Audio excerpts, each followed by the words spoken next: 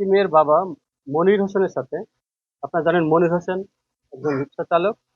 এই মনির হোসেন এবং এই অভিযুক্ত বাবু শেখ পাশাপাশি বাড়িতে বসবাস করেন এবং তাদের সাথে দীর্ঘদিন ধরে পারিবারিকভাবে বিরোধ চলছিল। তো মাঝে মাঝে ঝগড়া হতো এবং এক পর্যায়ে এই বাবু শেখ এই বিরোধের জের হিসেবে তার মেয়েকে মেরে ফেলার পরিকল্পনা গ্রহণ করে। সেই পরিকল্পনার অংশ হিসেবে ঘটনার দিন আনুমানিক 9:30টার দিকে মেয়েকে চকলেটের লোভ দেখিয়ে এবং বেড়াতে যাওয়ার কথা বলে বাড়ি থেকে বের করে নিয়ে আসে। প্রথমে তারা কুমিরা থেকে বাস যোগে সীতাকুণ্ড বাস স্ট্যান্ড পর্যন্ত আসে এবং বাস স্ট্যান্ডে নেমে তাকে সীতাকুণ্ড পাহাড়ের ইকো পার্কের গহীন জঙ্গলে নিয়ে যায় এবং সেখানে নিয়ে তাকে প্রথমে ধর্ষণের চেষ্টা করে।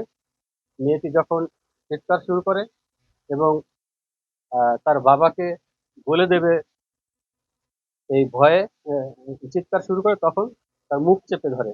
এক পর্যায়ে তার হাতে রক্ষিত তার কাছে থাকা চাকু দিয়ে তার গলাতে পোঁচ দেয় এবং মেয়েটিকে এক পর্যায়ে মারা গেছে ভেবে তাকে ফেলে রেখে চলে আসে। পরবর্তী সময়ে মেয়েটি কোনোভাবে সার্ভাইভ করে আস্তে আস্তে পাহাড়ের নিচু ঢাল থেকে উপরে উঠে চলে আসে।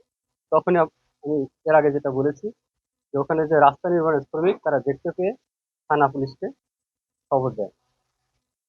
আমরা গ্রেপ্তারকৃত অভিযুক্ত বাবু শেখের সাথে তাকে জিজ্ঞাসা করে ঘটনাস্থল পরিদর্শন করি তাকে নিয়ে এবং তার দেখানো মতে মেয়েটির রক্তমাখা সালোয়ার আমরা সেখান থেকে উদ্ধার করি।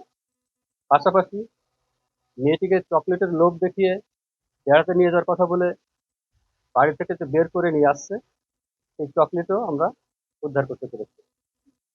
এই ঘটনার সাথে আরো কেউ জড়িত আছে কিনা এ বিষয়ে আমরা তদন্ত অব্যাহত রাখছি এবং গ্রেপ্তারকৃত আসামি বাবু শেখকে পরবর্তী কার্যক্রম গ্রহণের জন্য আমরা শীঘ্রই বিজ্ঞ আদালতে প্রেরণ করব।